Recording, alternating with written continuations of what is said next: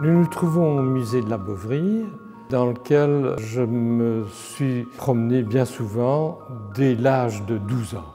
Je dirais bien que c'est à ce moment-là que je commence à m'intéresser à ce qui se passe un peu dans les musées et dans l'art en général.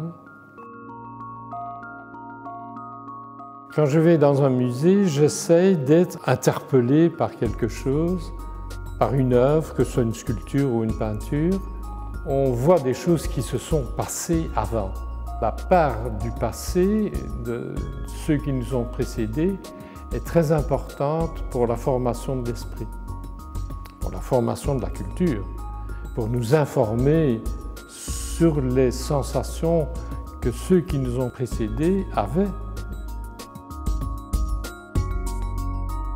Il y a une œuvre qui m'interpelle dès le départ et qui a continué au fil de ma vie. Ce sont les deux sœurs qui ont été peintes par Van Rysselberghe. C'est un tableau étonnant parce que les personnages, on a l'impression qu'ils sont en deuil de quelque chose, de quelqu'un. C'est un tableau qui peut parler à tout le monde. Et chaque fois que je la vois comme si c'était un tableau nouveau. C'est ça la force de l'art. C'est quand elle perpétue notre sentiment et notre émotion au fil du temps.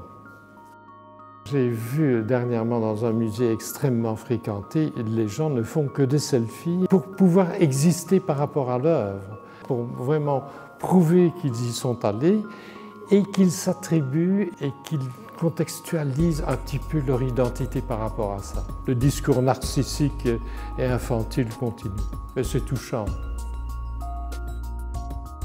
Le musée, c'est non seulement voir, mais après, il y a toujours un discours, il y a toujours une conversation sur l'émotion qu'on a ressentie.